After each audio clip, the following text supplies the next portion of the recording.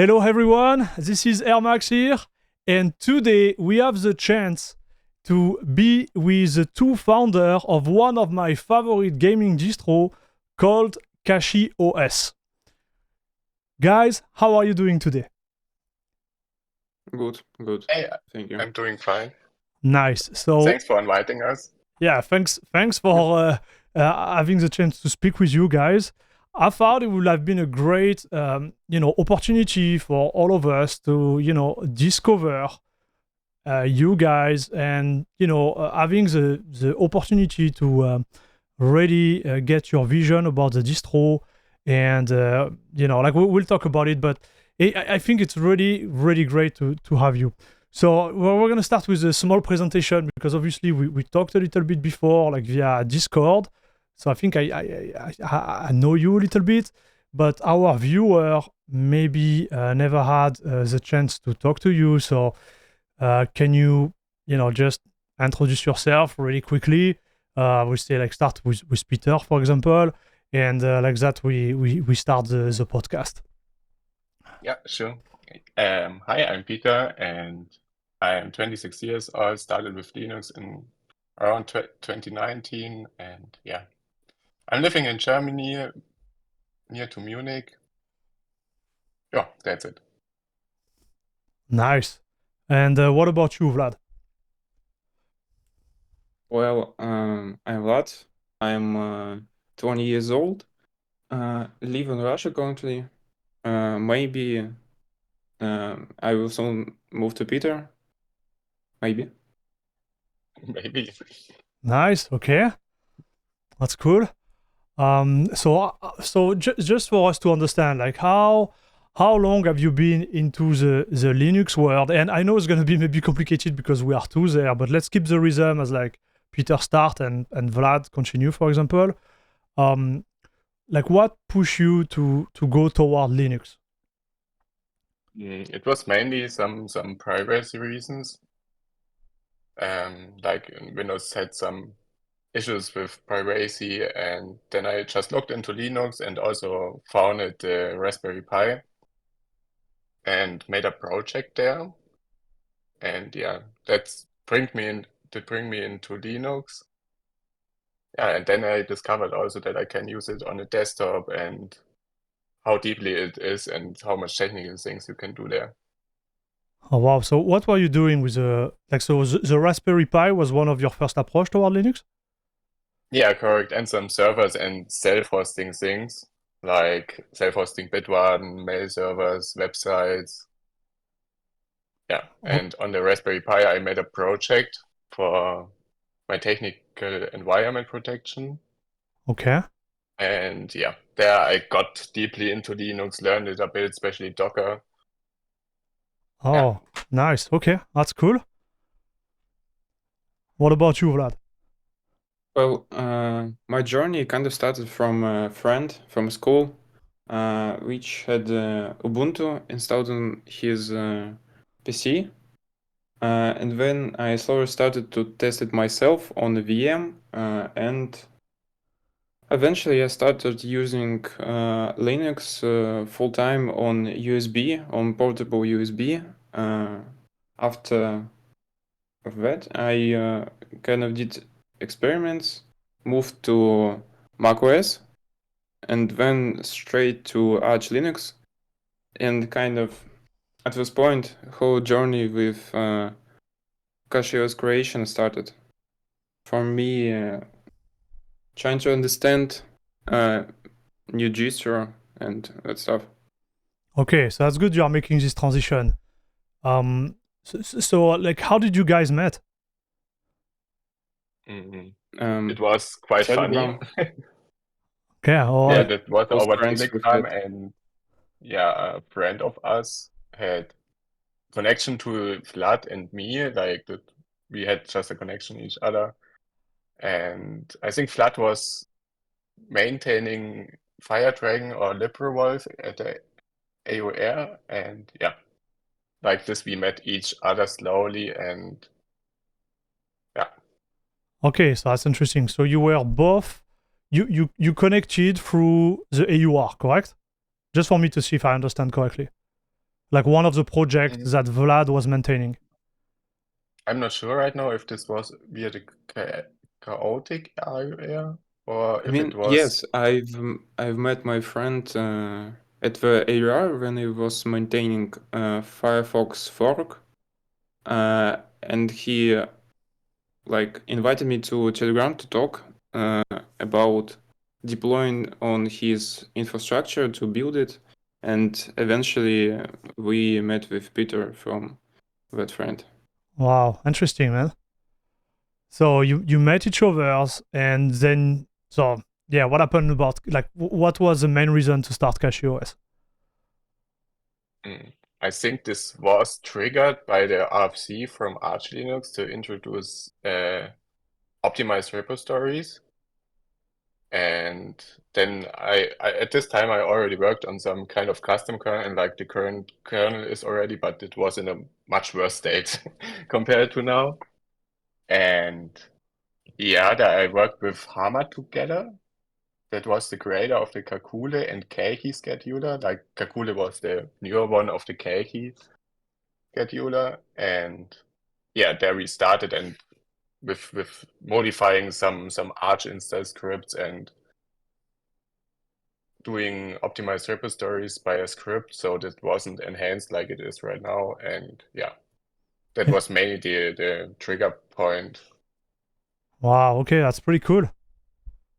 That's pretty cool. I'm always curious about how this type of big project, because now it's pretty big project, like start. Like is that like so if I understand correctly, because I'm gonna repeat what you are saying, you just found that the optimization was missing, right? And when you are talking about the optimization, you are talking about the v3 and v4, right? Yeah, right. Yeah. Okay, for the repo, and you stated that you could provide it, and this is how the idea really like started, right? Yeah. Wow, Correct. that's pretty neat. That's pretty neat to think about what was the main starter and what it is now, because there is way more things going on, right, with CachyOS. Yeah. Yeah. Yeah. Yeah. Nowadays it's a really big project and developed really far. So So what? if you compare it like to 2021 or 2022, it's a massive difference. So when did you guys started the project? Like the exact date? Do you remember it? I think it was summer of 2021. Yeah, it's like May 2021. It was like there was the first starting of the project. Yeah. Wow. Okay. So it's like we're at the anniversary. It's 3 years anniversary, right? Yeah. Cool. Cool. And now top 15, I think, in distro Linux. Distro Watch. That's the website. Yeah, that's right. Yeah. Really big Yeah. success over the time. Nice. That's pretty nice. Okay, so let's dive into this one, because I have a lot of questions. I don't think we're gonna get too technical, but I would like you to like kind of like define. And I know it's a tough question, okay? Like it's a trap question, kind of, but like just define what are the differentiator from this distro versus another distro. Like just introduce it, because now we know. Yeah, like I think the main aspect of CachyOS is it's bringing cutting edge technology, like the optimized repositories, newer packages. We also pull in sometimes patches from upstream, like in that case, currently is explicit sync and stuff which we really pushed really early. Also the AMDP state driver and things like that. Yeah. Also, we are providing. Also was What? Kernel schedule also was first one at our. Yeah, like the kernel was a really big point for many people, I guess, and got really known over the years, especially because we provided so many different schedulers. Yeah. And yeah, that was what people really liked on it, to have really big variants, and everything was pre-compiled and everything was out of the box ready for the user. So talking about that, like me, I'm mainly like focusing on gaming on my channel and content creation, but is there an advantage? Like is there different usage, and is there an advantage that all those optimization could be useful to? I'm thinking right now, I don't know, like I'm throwing words in the air, like server side, for example, compilation time. I Like, I think don't know. at gaming it's very problematic sometimes because most times you can only boost the 1% lows with the scheduler and improving the scheduling, but often it's just a driver stack which is throttling, or DXVK or stuff like this. And yeah, but for the server, like if the games are native ones, then you can benefit from the optimized packages, optimized repositories, and yeah, there you can see really good benefits, especially Xanonic, or I don't know how this game is called. Like Veronix made there some benchmarks once, and there was a massive bump of that. Oh yeah, for Onyx, got it. Yeah. Yeah. Yeah. I know what you mean. So it will be really relative depending on the game and how many variable like Proton, DXVK, like all the other layer added on top of your optimization, right? Yeah, correct. Okay, Like the got it. scheduling can do a bit. I think we saw this recently with the LAFT scheduler, LAVD scheduler provided from the SCADX project, which boosted the frame times and the 1% lows. But having a direct impact, like some people expecting sometimes like a 20% performance boost in average FPS, and it depends, but it's hard to reach such a big increase. Yeah, I understand. Yeah, it makes sense. Like it's not, it's definitively optimization, but this is not Santa Claus either, right? Like you can't can't expect you to grab like a 20%, like almost a generational boost because you optimize some software on the back, right? Yeah, correct. So okay, so what about the other usage? Because when you go through the installer, it's pretty like streamlined, and I notice you can go almost like with a server version. Would you have any type of like value added using CachyOS in different environments outside of the desktop and gaming? Like it is planned to provide some server compatible variant, so not providing a Calamares installer and just providing it over the CLI installer. I think Vlad can talk about the config-based installation and things later. Well, no. For the CLI installer which we have. Yeah. So current idea is to create a new installer from which we can create library and new GUI. Okay. Essentially, guy can deploy his server from config and installer itself with predefined profiles and packages, something like install. Got it. That would be great. I know it's something which is becoming more and more like popular. Like, have you seen what the latest Ubuntu did in the installer? I'm not sure. So I did try the latest Ubuntu, and they have a GUI installer. Like, but they redid like the graphical aspect. But I think one of the important like improvement was at a certain point it looked like a Calamares, like nicer Calamares. But at a certain point during the install, it will ask you for like a JSON file, I think, or a YAML file, like some type of config file. You will upload to the installer, and then it will deploy depending on the configuration, right? A little bit as you said, like a la Arch install. Yeah, also like a post-install script. Yeah, exactly. Yeah, but it's during the installation. I thought it was pretty neat.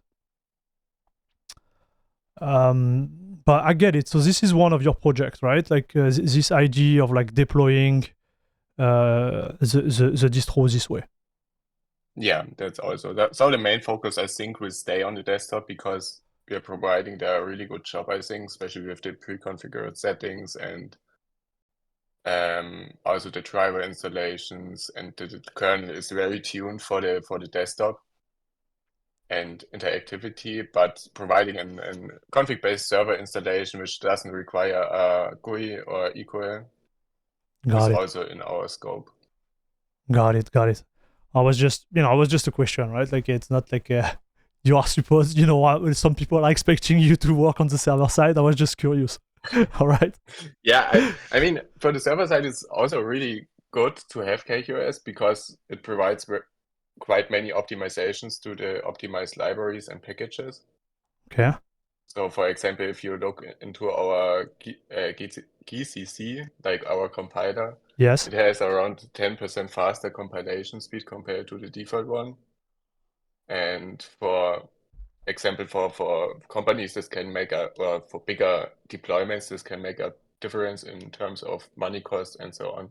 Yeah, like that's the one I was really thinking about, because if like the time is money, right? So I'm thinking, Yeah, correct. if there is any technical advantage related to the way you do CachyOS, and obviously, like, we're talking together because I do believe in the advantage, and the viewer, if they are listening to that, like, there is multiple proof, like on Phoronix. I think he tested your distro twice, right? And he shows that the V3, V4 version, like, bring value added. And you mentioned the fact that in gaming it can help, but it's difficult because there is multiple layers. That's why I wanted to go towards the server one, because if in the professional world there is a value added, maybe, guys, you have a project that could be, I don't know, I'm saying that like up in the air, like monetize a different way through the corporate world, right? Yeah, for sure. Yeah. So, or also, at my level, can I run an optimized Valheim server, for example, with an updated kernel and, all the library, which gonna make the server maybe more reliable, more responsive. Yeah, that's for sure. Also for network, it can be very important. Like if you have a lot of network pressure, if the scheduler and the kernel is handling this better, for example, with our BBR403 optimization, this will improve the load line. Yeah, that's a good use case like for with CachyOS. ScaDex. Sorry, Vlad, I didn't understand. So like ScaDex and work at Meta, which David did.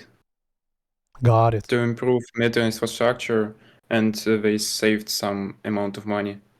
Nice. Okay, so that's pretty Yeah, neat.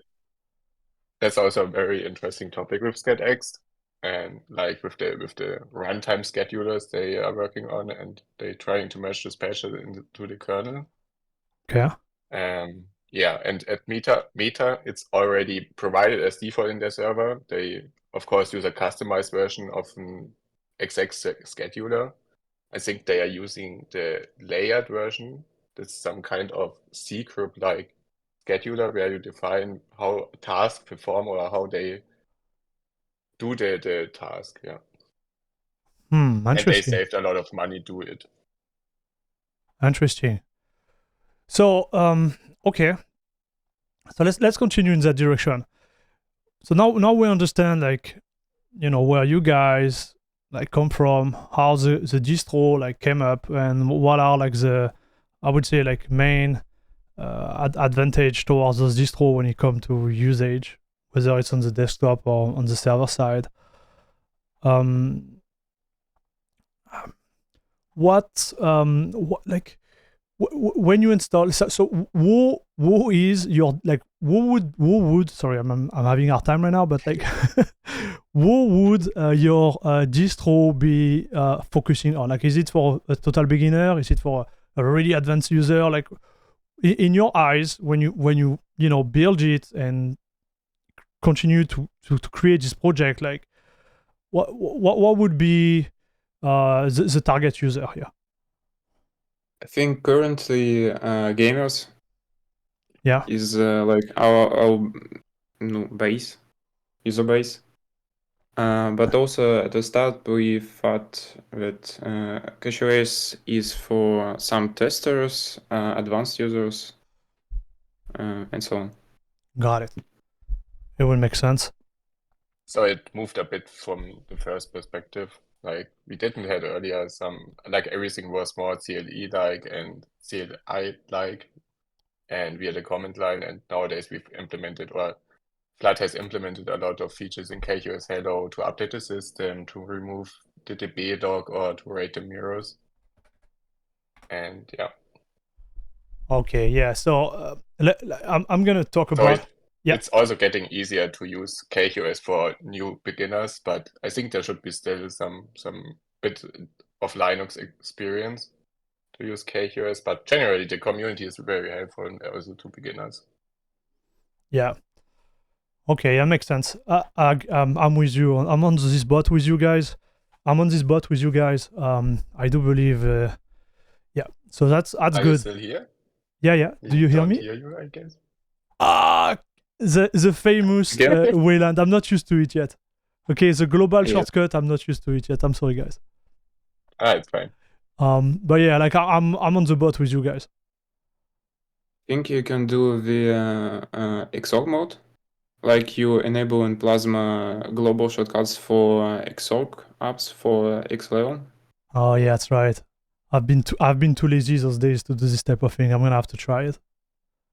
I normally don't use Discord anymore. Like I just type on it, but I don't, like communicate like that. Yeah. So yeah, that's pretty good. Like I'm a big fan of the CachyOS Hello. Now you mention it. That's a really great tool, I believe. And to share my little experience, I've been running your distro for almost 7 months now. 7 months now, and I'm using it as a daily driver. And I've a lot of positive to say about it. Obviously, I had one issue at the beginning, which was related to server. Okay, I think we should talk about that a little bit. About which? So it was related to the update of the server, but it was again like 7 months ago, and since then it has been fixed. In terms of improvement, because I know you have been doing a lot on the distro, but I believe from my perspective, the biggest improvement from the user side was related to the server. So how many servers do you have now? Like repo server? 5, 6, I don't know. I think it's like 6, yeah. So self-hosted servers, it's around 4 or 5 in one build node. Like we have one main build node. Okay. And then we also got some nice sponsoring or free traffic by a CDN called Tebi. They are providing at 4 locations. S3 bucket and CDN they provide for us. Yeah. Nice.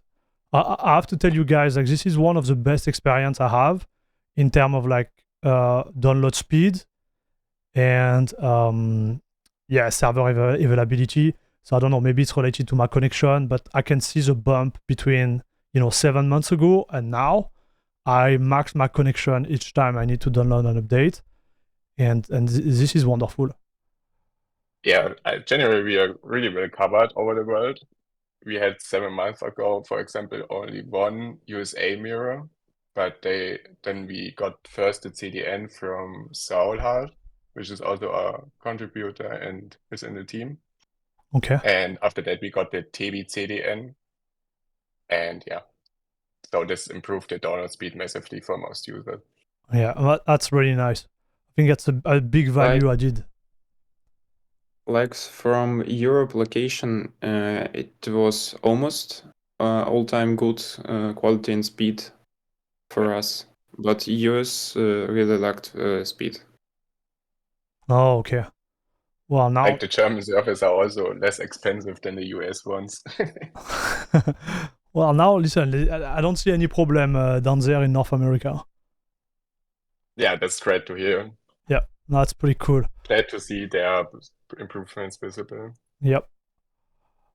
So another question. So it's about the compilation. You know, before switching to CachyOS, I would be like compiling my own kernel to have, you know, the best latency and input lag.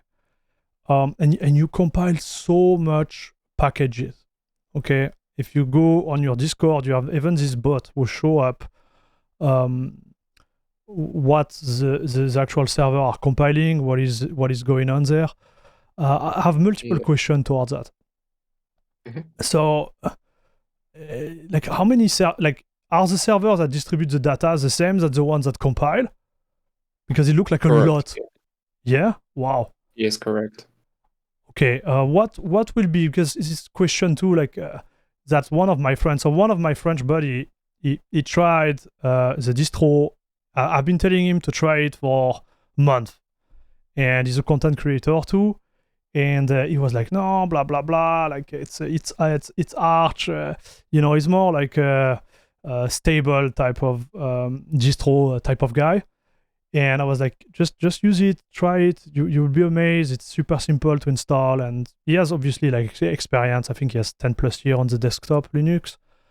And when he tried it, he was really like amazed. But a question he asked me, and I never really thought about, was how big is the delay between the release of a package on Arch and the release of the package on CachyOS? And if you could just like explain the whole process to the you know, viewer or listeners of the podcast, I think that would be great. I think fastest was like 5 or 10 minutes after Arch push to very info. Wow. Okay. 5 to 10 minutes.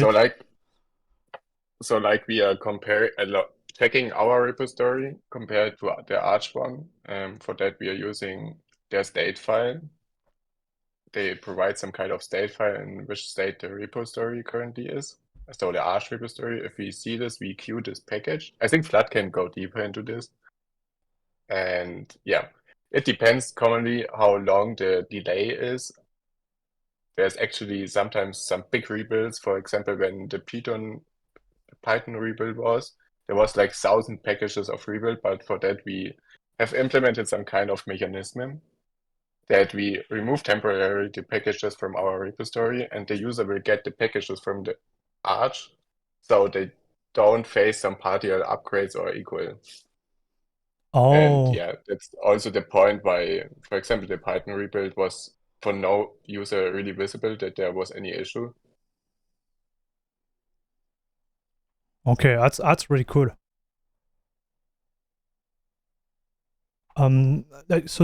So jumping on that, are we still together here? I'm scared. Did I lose the connection? No, it's No. fine. You're Okay. I was like, okay. Okay, guys. So that's pretty cool. So this is an issue I had too. Was like I was in the middle, and in this you fixed it because we had conversation. I remember Peter. I had conversation with Peter. I think Vlad was not around when this happened to me.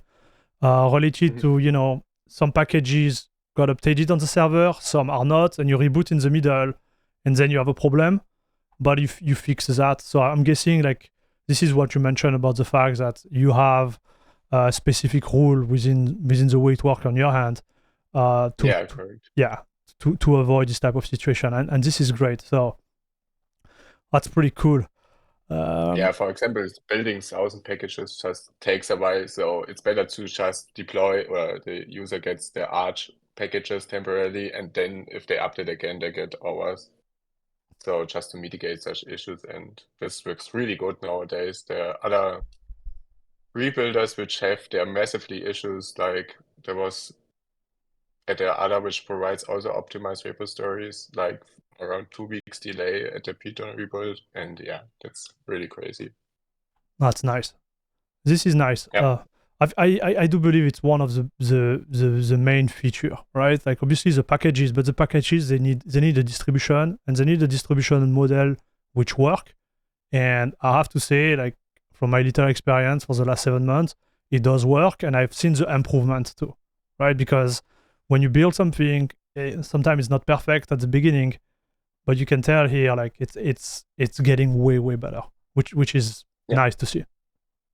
I think the the infrastructure and the Cachy builder, we call it, that got many improvements. Vlad has worked so much on and improved it very good. Yeah. So I think, well, first of all, that Cachy Builder was started like 3 years ago or so in 2022, but we deployed it only November 2023, and at this point we started to improve Cachy Builder. So far going well. yeah, it's pretty neat. So what you are working on? So okay, stupid question. What you're like, for example, this build, can you find it on GitHub? You mean the Cachy builder? Yeah. Currently, so It's not it's on open GitHub, source. but it's not currently public because we have some proxy servers included which have logins. And if we put this someday into some kind of secret file and environments, then we can publish it, but currently we haven't done this. Got it. Okay. Just a question like that. Like we currently have not all the Cachy Builder infra open sourced. Like for example, dashboard is open source. It goes to API of Cachy Builder and fetch the information using our login and password.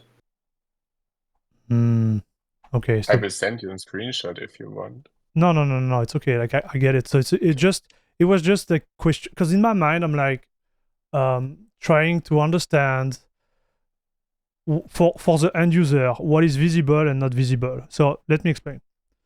I have one of again the body I pushed toward the distro.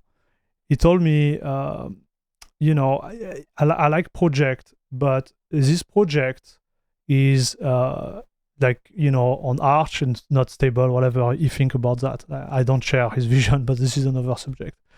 But then he was like, you know, I like big structure behind a distro. And I'm like, no, like everything is there, right? So I wanted to jump from this subject, for example. You have this repo on GitHub where you have all the different scripts you apply towards the packages in your distro. So correct me if I'm wrong, guys, but I went through it, obviously. There is this repository on CachyOS repo on GitHub called package build, and you have all those nice package build, and I believe like those one are used during the compilation time for some of those packages to arrive already compiled on our PC, correct? Yeah.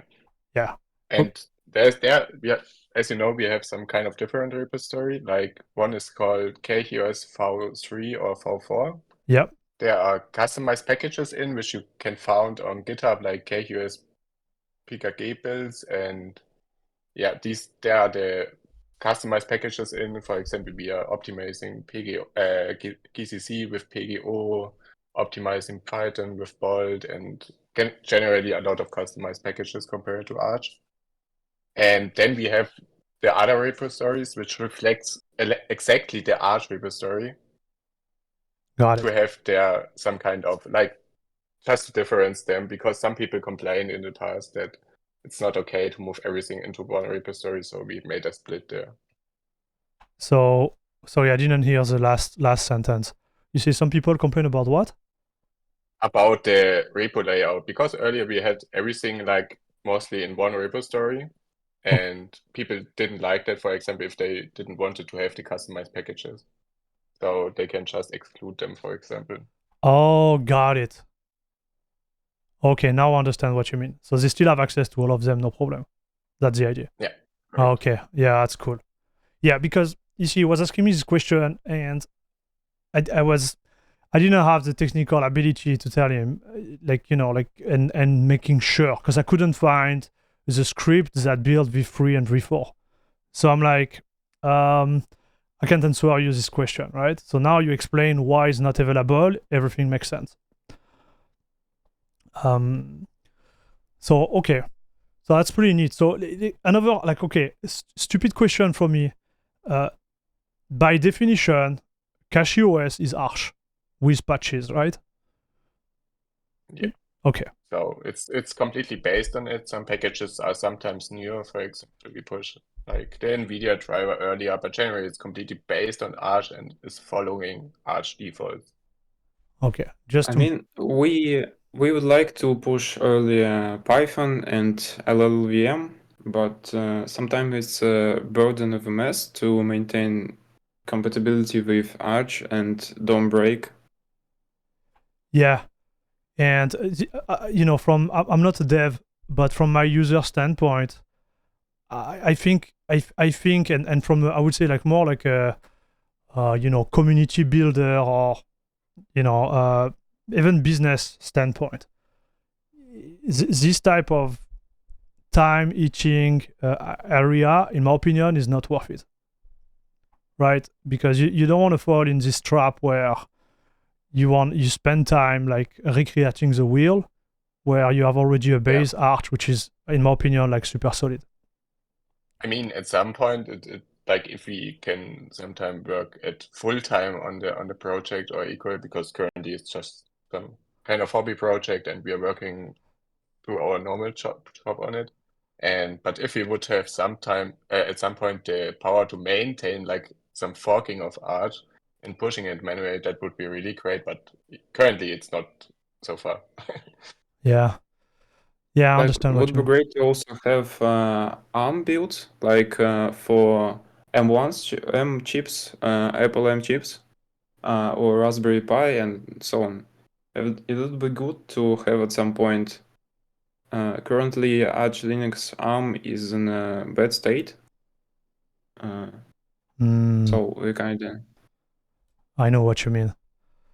It would be great to have those type of CPU included.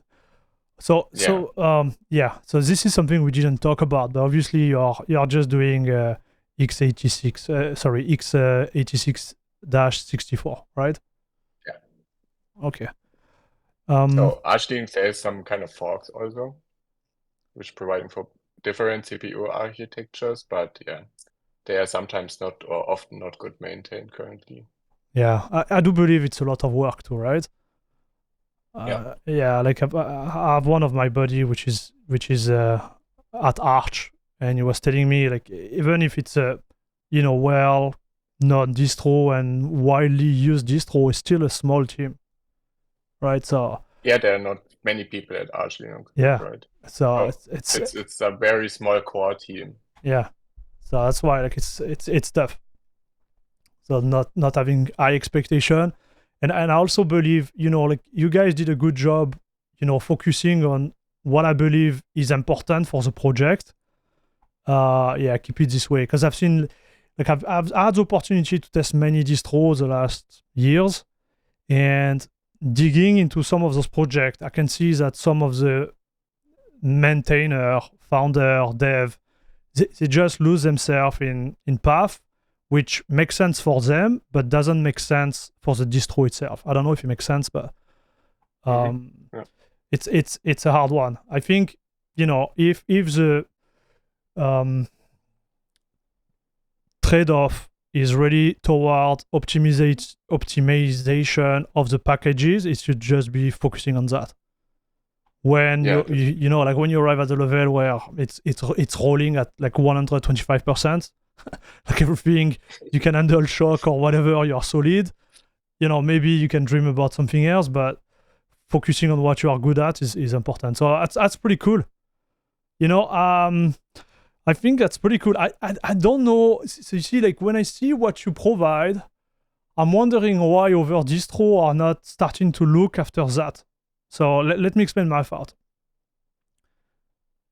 Like again, it's like it's based on benchmark provided by Phoronix. You can see there is in certain case value added using v3, v4 packages, right? I think there is a Chaotix AUR which can provide the v3, v4. I don't even remember. No, they don't. They don't? Okay. Yeah, I think they had provided in the past some Oh, they did in optimized the kernel past. builds of the TKG kernel, but the packages itself of them No. is Okay. normally compiled for all generic architecture, so it's only for one architecture which is compatible with all. Okay, so you're the only one to do it. Yeah. So there is some kind of ALHP repository, which also provides V3 optimization, but yeah. Okay, so this, you see, like, I'm wondering why the other are not jumping in the board or even, I don't know, trying to understand what's going on there. But good for you. I think that's a really great differentiator. Yeah, that's right. And also I think CachyOS provides really great pre-configuration of settings, like for the NVIDIA configuration, and generally the complete CachyOS settings package does provide a really good out-of-the-box experience for users. So yeah, let's talk about that. Okay. Yeah, sure. Let's talk about that. So what I really like, and again, let's talk about my experience. You guys know, obviously, but from someone new to the distro, I think the idea of meta packages you provide are just awesome. Okay, so for the viewer, if you don't know what it is, Peter or Vlad, can you just explain, for example, like the meta packaging for gaming on CachyOS? So this is basically a package which is depends on other packages which are suited for gaming and also required for gaming, like tools as Proton, Wine, Steam, and configure them also so that they work out of the box for the user. So the user runs one command and all gaming packages are installed and pre-configured. Yeah. And yeah, so we don't need to load the installation for users which don't game, because there are also many users which don't play games, but with one command people can just install the package and everything is in. This is awesome. Like, this is one of my favorites. I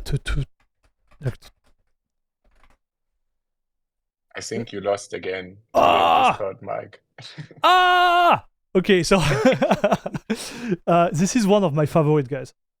Like, this is my favorite when it comes to installation, because it kind of like give you the vibe that if you want to install the distro like bare metal, almost like Arch, even like it's not Arch install is not bare metal, because for certain like Arch install is still bloated, and for me, for example, I don't like the way they set up the boot partition, but that's another subject. But you can have a base of an Arch which is almost like vanilla, but with all the optimization out of the box, which is pretty cool. Without getting too technical, and guys, correct me if I'm wrong, on top of the meta packages which install everything for you, depending on what you want, if you want a game, for example, you will have everything as you mentioned, but you have also all the little tweak and hooks related to the hardware. So for the NVIDIA user who are listening, you make the test in advance, also with the community, because I remember we had some exchange, and you have exchange with other users on your Discord and forum, where you test, what is the outcome of like configuring the NVIDIA this way versus the other way, and then you push that to a package that I really liked called CachyOS settings, right? Yeah. That's the name of it. So can you talk about this one, because you're going to do better than me, but yeah, generally this contains many settings, or many commonly used settings, especially for NVIDIA, is there settings like setting the developer frame buffer, and also to have variant support. And now with the 555 drivers, there was some issue with the firmware of them, and we've just disabled this out of the box. And yeah, there is also dependencies bundle, so that NNC CPP is pre-installed, and this automatically renices the game. Also some kind of sysctl config, which optimizes the swap behavior and also setups ZRAM or CRAM. Yeah. Yeah, that's pretty good. So man, you mentioned Anini CPP. So what is this software doing exactly? Just for us to understand. I think Vlad can do this. Yeah, that's good to Yeah, work, he's the Vlad. creator of it. So I mean, it's kind of simple. I've redone how it works with same tag like Skedeg is doing. I intercept calls. Like when you open programs, it pulls that program, searches for its rule, and sets a nice level. Latency also was there, IO class, and so on. So it's like a daemon which is watching for your apps to pop up, to launch, and adjust a bit. Rules for analysis we maintain ourselves, and community help us, like send PRs. Okay. All right, so that's good. Yeah. So it prioritizes the like a kind of a scheduler, like the priority of the application, right? Depending on how much they need. That's the idea, right? Yeah, based on our rules and classes. Like we had a rule for compilers which resulted into a lot of creation and slowing down the system. Okay. That's pretty neat. So like different processes are in a different class. Like for example, the compositor like Kevin is more prioritized than, for example, running btop in your terminal. So there's some kind of rates set how the scheduler will use them. Okay, got it. Prioritize them. Yeah. One more question, because I'm going through CachyOS right now, and that's why I couldn't speak with you guys anymore. I just wanted to make sure I didn't forget anything. So we talk about Anisi CPP. What about BFTune? About what? I think we dropped it because we had some issues with network on some hardware. Oh, BPFTune. So you dropped it. Yeah, and there was some kind of regression starting with the 6.8 kernel. Got it. And Oracle, which is maintaining it, doesn't seem to have any interest anymore. So we have temporarily dropped it for now. Got it. And yeah, so, and also it provided mainly in benefit if the internet connection was bad from the user. So you had maybe some packet loss, and BPFTune that mitigate these packet losses. So in a good internet connection, you had a bit of loss in performance, but if you had like some packet losses or so, it mitigated them and improved the connection. Got And it. so users which have maybe a bad internet connection or generally problems with packet loss can enable this. But for users which have generally a good connection or packet loss, this is mostly not required. Interesting. Okay, two more questions because I'm just going through your option. What about, so app armor, I guess, is related to security, right? Is it still on the distro? Can you activate it? Yeah, so we have a toggle for this in Yep. CachyOS Hello. And currently there is some kind of rule set called app-amod-d. This is some kind of rule set adjusted to each distribution because distribution name packages differently or equal. And yeah, so this will provide a rule set for the security of AppArmor. Okay. But it's not enabled as default because obviously, like it can provide problems. And but I think it was cool that you decided to let it there, right? I know some of the distros they don't even mention it. yeah, I think security is important. Some users don't like it, some users like it, so we found some kind of middle way. Yeah. And So that I never heard about it. Like, what is the systemd-uumg? What is I never touched it on my distro, but it's gonna be the newbie moment from Air Max. What is it all about? Yeah, basically yeah. it kills processes when you have not enough memory in RAM, so it kills to free up some memory for system work. Oh yeah, so no, I've heard about it. Like it happens. Like I had to deal with this on other distro when I was compiling kernel, and something went wrong and the memory went really high. I got the OOMG message. Okay, so now I know what it is. Oh, okay, got it. Like there's an internal kernel OOMD, or if the kernel notices, hey, there's a process which overtakes the RAM, it will kill it. But if you have it in a user space, it can maybe kill it earlier and doesn't trigger the kernel directly. Because if the RAM gets full or you have nothing free, your complete system freezes. Okay, interesting. So what's now the question at €1 million, guys. It's gonna be a tough one. Hope you are ready. Okay.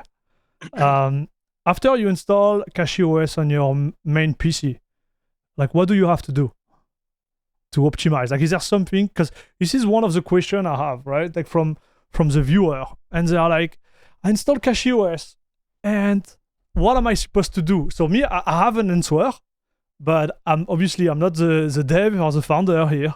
What do you need to do?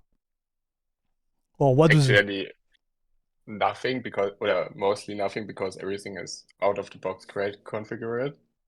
And yeah, generally, some people might want to install gaming tools or want to use the AMDP state driver or equal. This we have mentioned in our wiki page, but generally it's out of the box. Oh, that was my cat.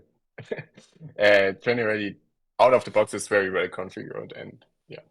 Okay, so yeah, that's what I answered to them, but just wanted to make sure we were aligned there.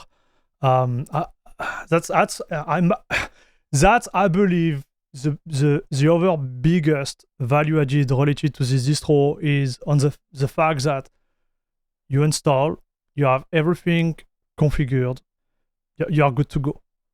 Okay. Yeah, I think Vlad can talk about the hardware detection he has programmed, because it's a really great tool and provides really great features for the user or to configure it.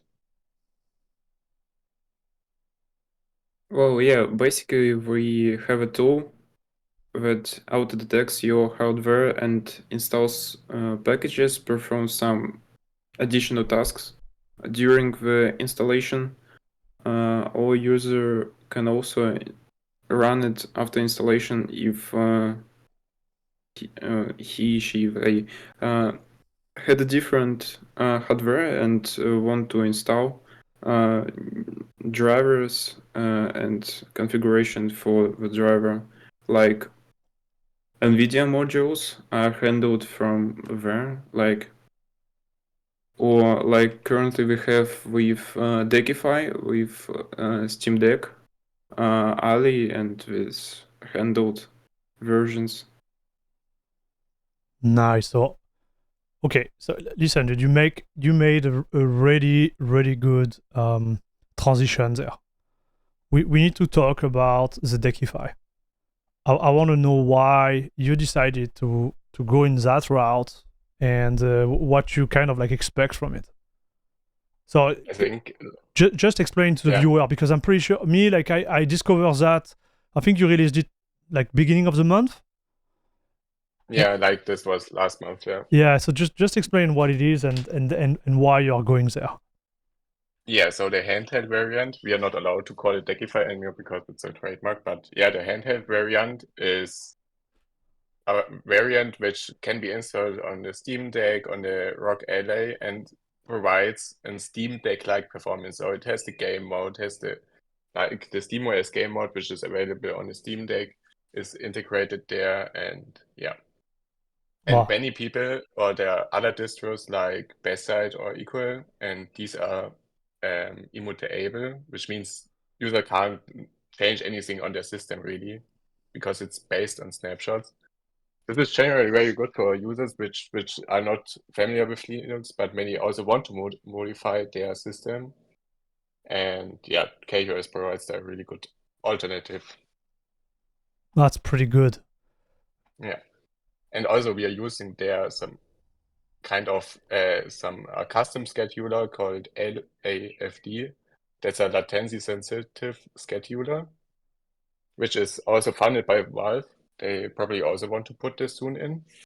And this provides a better 1% loss and generate better scheduling for such devices. Oh, nice. So is that the one we talked about like earlier? We talked about in the previous conversation, like the scheduler, which is just compatible with the one CCX type of CPU. Correctly.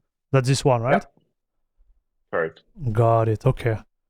Wow, that's nice. So you're already providing it in the Dekify version of CachyOS?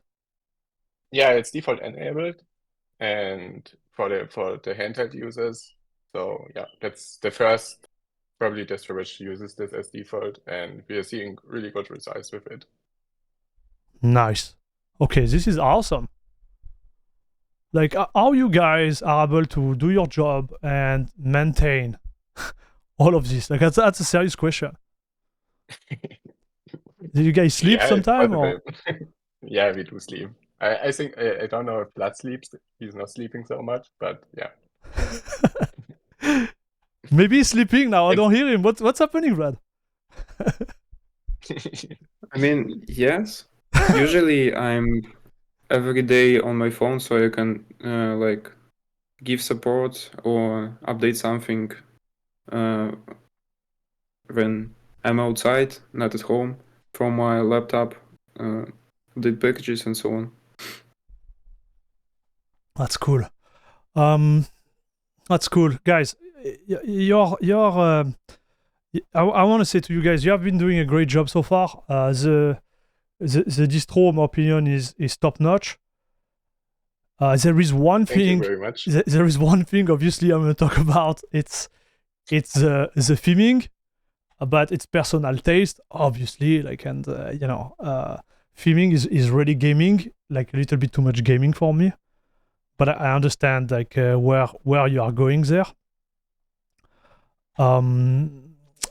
But yeah, that's good. Okay. Would you? I mean, currently. Yeah. Currently, we provide only the pre-theming, the default KDE theme, for example, because we met generally, that's for example, with the Emerald theme or the Nord theme, bad experience, or not bad experience, but some users complain, some users love I know. it. It's performance. It's just it's subjective, right? Yeah, correctly. And we just put the default and provided it as global themes. I think it's a great middle, like. So we provide the default theme, which is okay for most people, but also provide our custom themes, which maybe some people like more or not. Yeah, and it's fair. It's fair, obviously. I have another question. Do you plan, so we talk a little bit about the CLI installer, right? And to be perfect, like totally transparent, when Vlad told me about it, I spent half a night to try it, obviously, install it. I think I did like 3 or 4 install with it just to test it. I do believe there is like it's a project like behind the store. I would say it's not something you push. I think it's not like 100% working, at least with my testing. But I was thinking, could this be also become a thing? And I'm going to tell you why. I like Calamares. I think to do very minimalistic install, like really minimalistic, it's harder than with a CLI. I don't know if it makes sense, but like you have to go through all the packages, like click on them, clack, and that's a little bit of a pain. And I know like a lot of like Arch user and also other user in general, they like the minimal style and then build on top of it for their desktop environment. So is that something you are going to work toward? Like, is that something which is in your plan or not? Just a question like that. Actually, the CLI installer already provides it, but it's not perfectly maintained not perfectly up to date, contains the latest changes, because we focus on other stuff like improving our infrastructure. Yep. And also the KI builder. But generally, we want to provide some kind of CLI way to install CachyOS. And the CLI installer is already in a very flexible state, but I think it needs to be improved a bit and also better maintained. And yeah, it's a plan for the future to provide something like this, like some kind of TUI installer or CLI installer for more enhanced users maybe, or with the config-based installation. Yeah, just a thought, okay? Like it's just my questions that come up, right? Because I'm not part of those. It depends, but I say like I think like the Arch lovers, they really like the philosophy of KISS, keep it simple, stupid simple. I think this is what it means. And directly, like this is, branded in all the Arch user. Arch, by the way, but anyways, like my point was just to know what was your position on that. It's just from, at least for my personal experience, Calamares sometimes like kind of like push you to do bloat. Because it's just a pain to click on all the little packages. But as you said, like you can still do it via Calamares, and if the CLI will be developed in the near future like that, all those viewers they will just have to be patient. Yeah, I mean it's already in a good state. The CLI installer, it was already also actively used, but we focus on some other things. Also, to provide like when you mention that, what could be also a good alternative for those guys is to just install Arch as a base and then switch to your repo, right? Because you provide this tool. Provided. Yeah. We could maybe also provide a full conversion script, like installing some CachyOS settings package and the kernel and configure the bootloader and stuff. So these two, so this is another great point too. Like it will be my, and like I don't know how many points we are in, but the top 3 or 4, point 3 or 4, which I think is great. And maybe we didn't talk about it when we were talking about your network infrastructure and your repo. You provide on GitHub a script that lets the user switch from, a based Arch installation to your installation. And repo, repo, my bad. The repo, And I've been testing it in one of my stream, and I think this is awesome. This is really awesome tools, and it need to be noted. Yeah, we have it quite big written in our wiki how to do this also, and how to do it manually and stuff. And the script is really great. Yeah. So it's definitely... We could maybe enhance it to install some settings package and so on, like I talked before. Yeah. But maybe with some kind of confirmation from the user which uses the script. Yeah, because the thing is, it's definitely for the more advanced user. Like, if you are listening to the podcast and you don't understand the word, like I've been saying for the last 2 minutes, just don't think about it. But I think it's I don't want to be gatekeeping or whatever. It's just hard, right? Like you need to understand what you are doing, because you could kill your actual Arch distro and everything. But my guess is if you're on Arch already, you kind of understand the base. But I think it's really cool, right? Because then switching the repo, you have access to everything precompiled. And, some of the package you will, for example, grabbing from the AUR, now they are precompiled, following the good architecture, optimized depending on your CPU. So you gain so much time, right? The server are super solid. So it's going to be faster to download. It's going to be faster to, use on your PC, because you don't have to compile it again. It's actually awesome. That's right. Yeah. And I think, for example, for the environment, it's also good to just provide these packages directly in a repository, and not that every user compiles its own kernel, its own packages and stuff. Yeah, that's really nice. So, we talk about, I think we talk about everything towards the distro. Did we forget something? I'm not sure. I need to check. But but I don't think so. Like the base stuff is really covered, like CachyOS settings, the kernel, and also patches, calamares. I think we talked over many stuff. Yeah. Like, what are you guys gaming those days? Like, are you gaming? Like, what is happening on your hand? I heard Peter is a big Diablo 4 player. Yeah.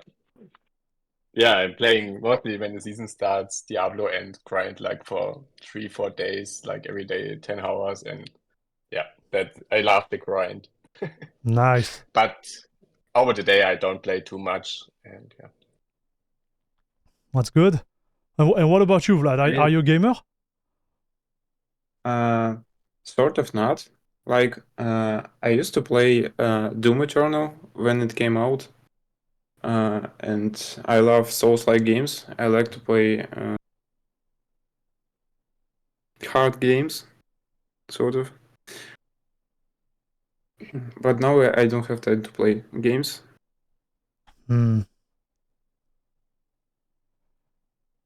Well, okay.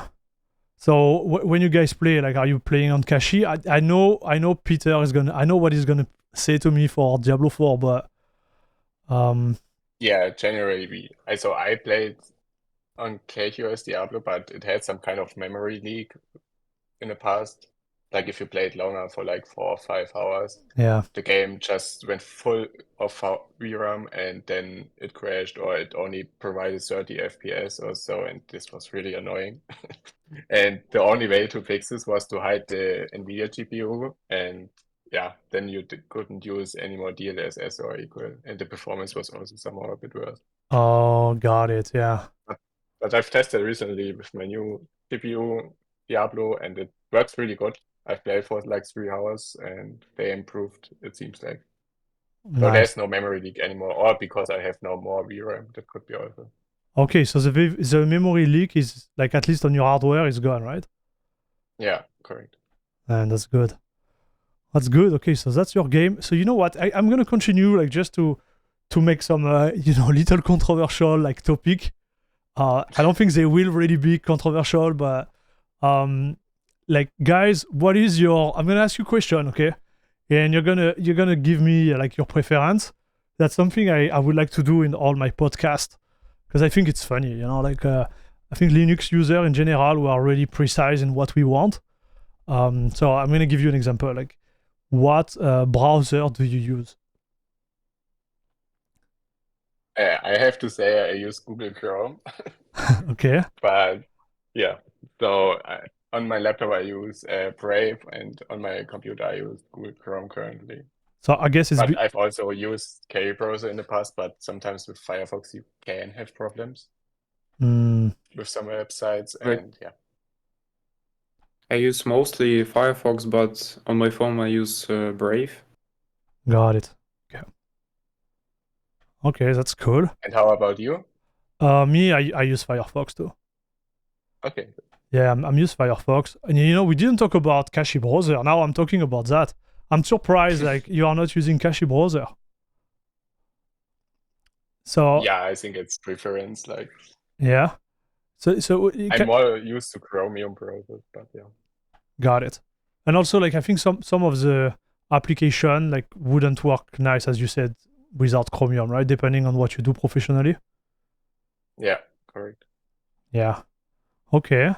This is something we didn't talk about in the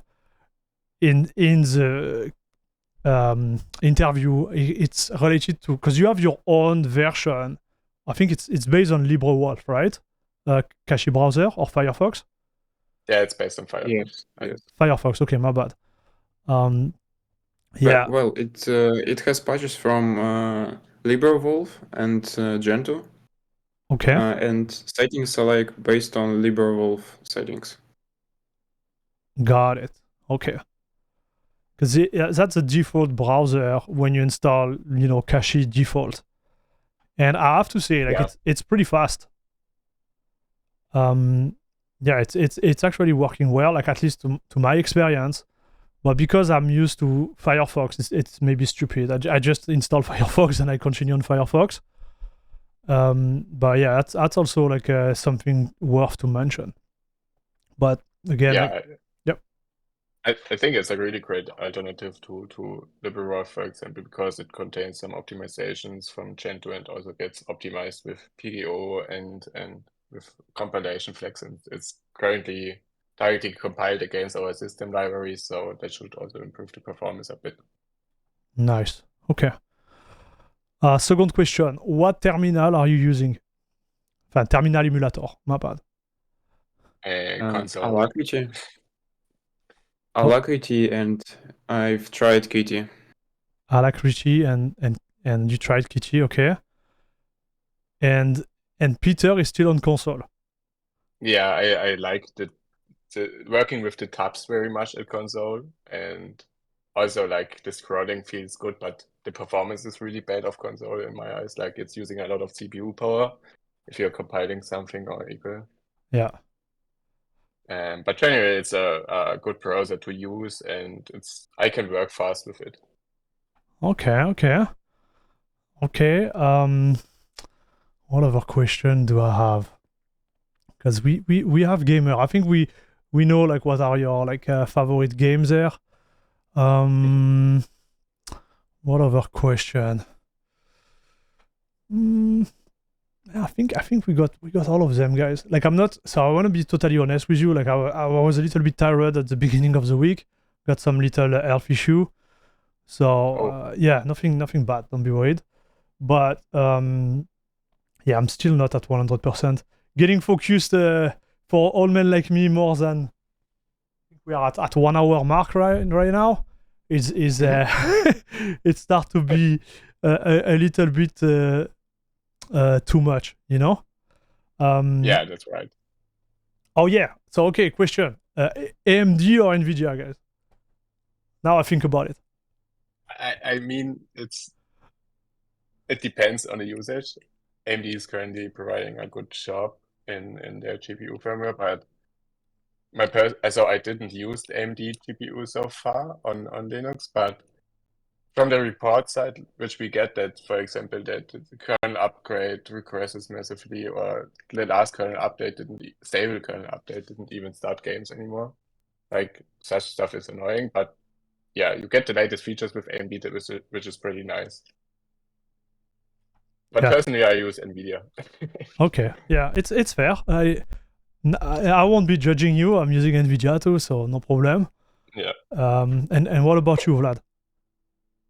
I think also NVIDIA, but I think currently AMD is superior at like handheld versions, Steam Deck, and so on. Yeah, good point.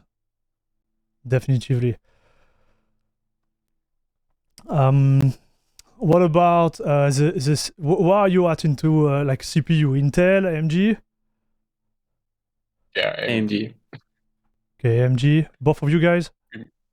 Yeah, we made some Yes. bad experience with the bigger, like the X3D CPU on our server, but generally AMD, yeah. Oh yeah, you had bad experience with the X3D CPU? Yeah, like my personal desktop CPU got broken after like 3 months, and the server also started with the same symptoms and starting to segfault, and No way. maybe it's because we have really much power draw on them or really much usage. But yeah. But generally these are Was the really good also CPUs.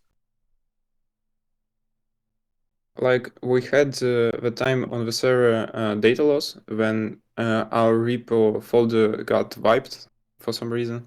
Maybe due to RAID or CPU dying. Oh wow.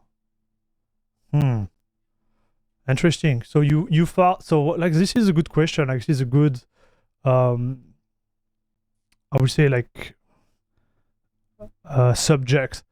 You decided to use the X3D CPU versus like a normal one for like because I'm guessing like it's full time compiling, right? The server. Yeah, but our provider doesn't have different version of okay. Zen forward spear. So only 3D available. Got it. Okay. So you didn't choose. And so like somehow those X3D like they cause you issue, right? Yeah. And maybe it was some too much load or a bad sample or so, but yeah. We made once a bad experience with data loss and segfaulting everything, and Interesting. and then Hetzner changed the complete CPU and RAM and so on, and everything was mostly fine again. Yeah. Wow. Okay. Well, yeah, good to know. Like I will be Team IMG too, also for the CPU, but I didn't expect. I guess sometimes it's a bad sample, sometime. Yeah, that can be also. Yeah. Yeah, it could be a lot of things, but that's a good thing to know. If you are at home and you want to compile all day, maybe not take a X3D, just take the normal version. Maybe stick to the normal X1. That's enough. Yeah. What else? So what will be okay? Because I think it's good when we talk about personal preference, and then I think we're gonna close it on this subject. What is your favorite game of all time? I think it's Diablo, but yeah, like Diablo 3, I started with the Diablo games and I really grinded it for like 6 years. Wow, okay. But I also played much CSGO and wasted much time in there, but I stopped that. Okay. I think Warcraft was a really good game, and also Witcher 3. Yep. Was a really great game to play. Okay, got it. When you say Warcraft, like which one are you talking about? Old third one. Oh, Warcraft 3. Oh, okay, so you like this type of game? Yeah, like with DLC and original version. Yep. Yeah, those ones were amazing. They were amazing. Like I think they did release it like 2 years ago, like a HD version.